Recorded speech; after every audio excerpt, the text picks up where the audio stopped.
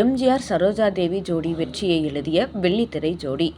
எப்போது பார்த்தாலும் பரவசம் தரக்கூடிய ஜோடி. தமிழ் சினிமா வரலாற்றில் பல ஜோடிகள் வந்தனர், பலர் மறைந்தனர்.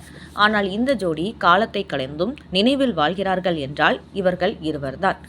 மக்கள் திலகம் எம்ஜிஆர் மற்றும் அபிநய சரஸ்வதி சரோஜா தேவி கருப்பு வெள்ளை காலத்தில் வாழ்ந்த காதல் தேவதைகள். அவர்கள் இணைந்து நடித்தது வெறும் திரைப்படங்கள் மட்டுமல்ல, ரசிகர்களின் கனவுகள். மக்கள் திலகம் எம்ஜிஆர் ஏற்கனவே மக்கள் மனதில் உயர்ந்த நட்சத்திரமாக வலம் வந்தவர்.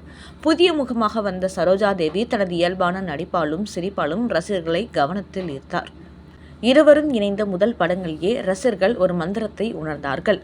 திரையரங்குகளில் கைத்தட்டி ரசித்தார்கள். பாடல்கள் தெருக்களில் ஒலித்தன. சுவரொட்டுகளில் அந்த நகரங்களை அலங்கரித்தது. அவர்களது வெற்றி காரணம் அழகு மட்டுமல்ல, எம்ஜிஆரின் கம்பீரமும் சரோஜாதேவியின் மென்மையும் ஒன்றாக கலந்தபோது திரையில் ஒரு வெற்றி ரகசியம் ஒலித்தது. அன்பேவா படப்பிடிப்பு ஊட்டி குளூரில் எம்ஜிஆர் சரோஜாதேவிக்கு வழங்கிய அறிவுரை. ஊட்டியில் ஒரு நாள் படப்பிடிப்பில் நடந்து கொண்டிருந்த போது கடும் குளிர் நிலவியது. அப்போது அங்கிருந்த மற்றொரு பெண் கலைஞர் சரோஜாதேவிக்கு குளிர் தாங்க முடியாது என உடம்பை கதகதப்பாக வைத்திருக்க மது அருந்த ஒரு கோப்பையை நீட்டினார். அதை பார்த்து எம்ஜிஆர் உடனே அந்த பெண் கலைஞரை அழைத்து கண்டித்தார். மது பழக்கம் இல்லாத எம்ஜிஆர் தனது படக்குழுவினர் ஒழுக்கமாக ஆரோக்கியமாக இருக்க வேண்டும் என்று கவனமாக இருந்தார்.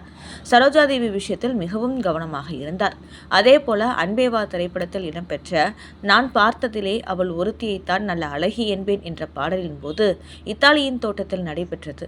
படப்பிடிப்பில் எம்ஜிஆர் சரோஜாதேவி தனது தொப்பியை வீசும் காட்சி படமாக்கப்பட வேண்டும்.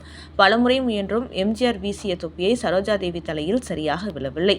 இதனால் பலமுறை டேக் எடுக்கப்பட்டது. முடிவில் இயக்குனரின் உதவியாளர் ஒருவர் மரத்தின் வெளியே இருந்து சரோஜாதேவி தலையில் தொப்பியை மாற்றினார். அந்த பாடல் காட்சி இப்பொழுதும் கூட நீங்க பார்த்து ரசித்திருப்பீர்கள். எம்ஜிஆர் சரோஜாதேவி கூட்டணி 25 படங்களில் நடித்தார்கள். 23 திரைப்படங்கள் மாபெரும் வெற்றி பெற்றது. இது எந்த கதாநாயகனும் கிடைக்காத ஒரு அரிய வாய்ப்பு. காதல் காட்சிகளில் இயல்பு, குடும்ப காட்சிகளில் பாசம், பாடல் உணர்ச்சி தருணங்கள், நம்பிக்கை, இதுவே ரசிகர்களை மீண்டும் மீண்டும் தாரையாக அழைத்து சென்று ரசிக்க வைத்தது.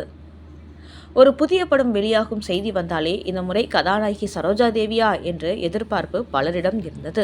பல இடங்களில் முதல் நாள் காட்சிக்கு நீண்ட வரிசைகள். திரைப்படம் முடிந்த பிறகும் பாடல்கள் முழுவதும் வீடு திரும்பிய குடும்பங்கள் ஏராளம். ஜோடி ஒரு சினிமா வெற்றியை தாண்டி ஒரு கலாச்சார நினைவாகவே மாறியது. இப்பொழுதும் கூட பழைய பாடல் ஒலிக்கும் போது தொலைக்காட்சியில் எம்ஜிஆர் சரோஜாதேவி மக்கள் மனதில் அழியாமல் இருப்பதால் இன்றும் உணர முடிகிறது.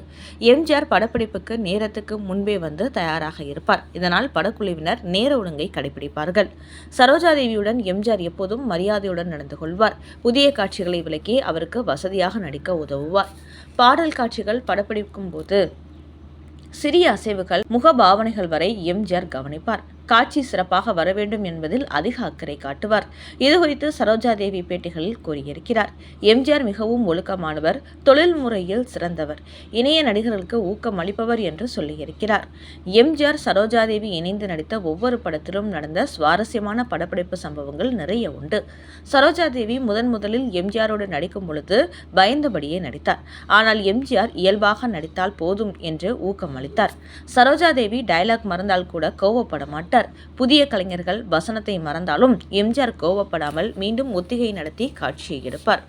எம்ஜிஆர் படங்களில் பாடல்கள் தனி முக்கியத்துவம் இருந்தது. சரோஜாதேவியும் அதே அளவு அர்ப்பணிக்கப்பட்ட இருவரின் பாடல் காட்சிகள் இன்றும் ரசிக்கப்படுகின்றது.